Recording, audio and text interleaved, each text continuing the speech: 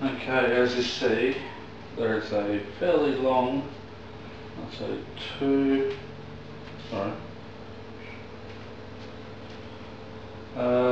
over 2 meter long piece of pine, and it is 3 by 3 inches. And with that, I've got another piece of pine, and I was going to go for another piece of pine dowel, but I needed something with a little bit more strength to it. So this is oak. I think it's red oak. So yeah, good piece of wood there.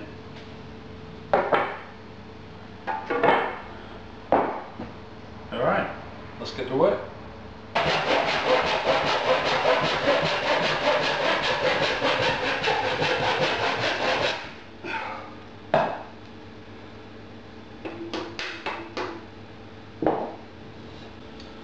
Okay, one of the things I've got to do is, I've left that as is, and I haven't touched that either. I'm going to cut this out, and I'm going to do that by cutting lengthwise here, and then there, and then several cuts along, going down as far as that line, so about there, like that. And then afterwards you get a cold chisel, sorry, a wood chisel, and chisel them pieces out, and then work my way down to the back and chisel all of this remaining wood out very carefully, and hopefully that will come out clean. And once that's out, it can be then test fitted onto the main vertical piece. Once that is the correct fit, then I'll measure from here to the end, and I'll measure a certain distance, and I'll measure the same distance to that end. Trim those end bits off on the sander, so that then I have equal distance. If I try to trim them off now and then cut that groove, if that groove is slightly off, then the distances between these 2 points will be different. So I want to do this first, get this right. When that's correct and done, and it fits in, then I measure out from end to end and get equal distance. Trim them off and then sand them.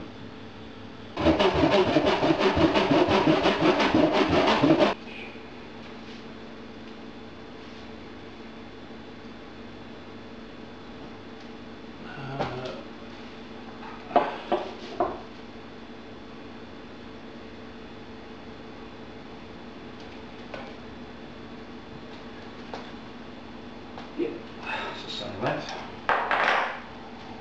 It's got to be the largest dovetail I've ever done.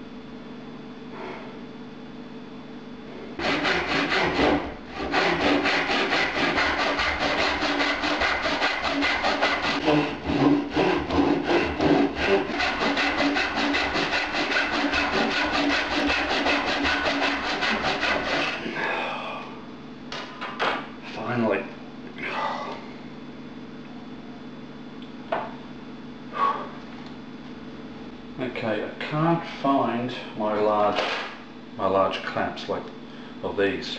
I don't even think I've got some. I know I've used some in the past, but they belong to my friend Paul at his workshop. So what I'm going to do, I just came back from a quick trip down the road. I went and bought a couple. It only cost me $13 for two. That's pretty good.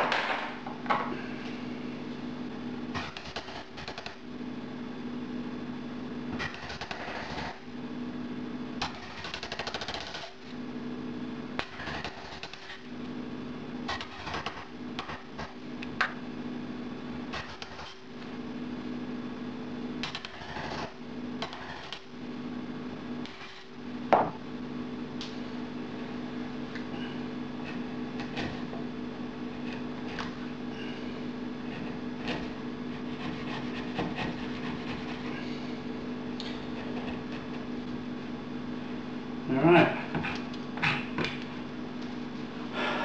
just going to clean the edges on that and flatten this a bit more, and then I'll start on the other piece.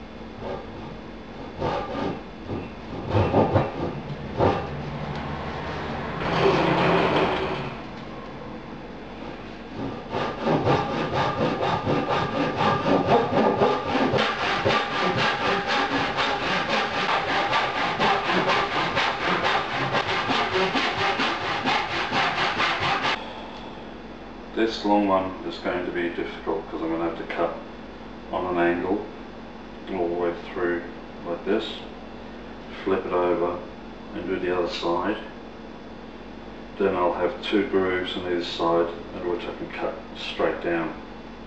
But even that straight down is going to be difficult because I'm actually going to be going vertical like this, because it's just too high to stand upright.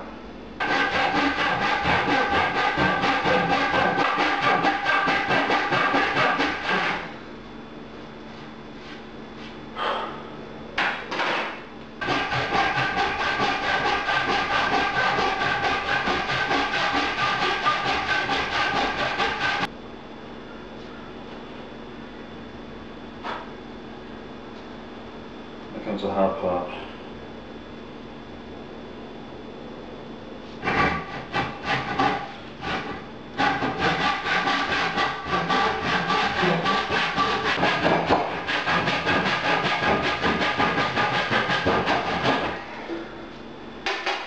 Success.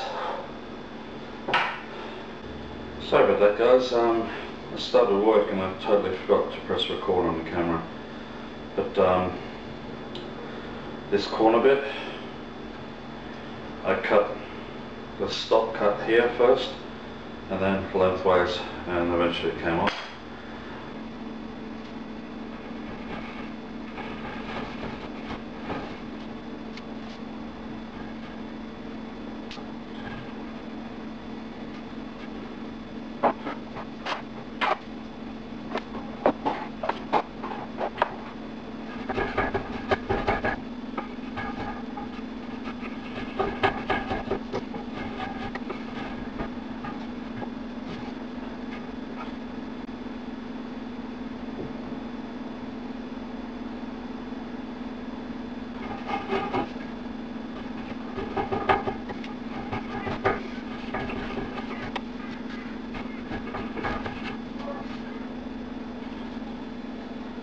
Alright, well, it's getting there.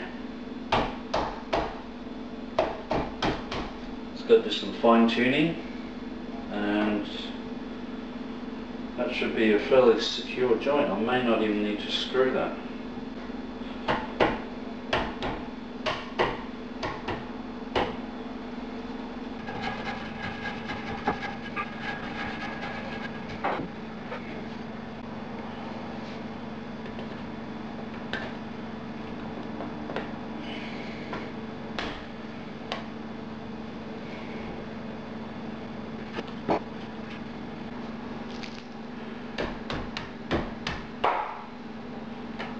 There's a little bit of movement, but sitting flat against the upright, which is what I want. Okay, so this is the height that it'll be standing at. As you can see, it's quite high. Right, the reason it's that high, the sword that's going on it is this. So the 2 rests, the 2 arms will be in here. That will sit approximately like that.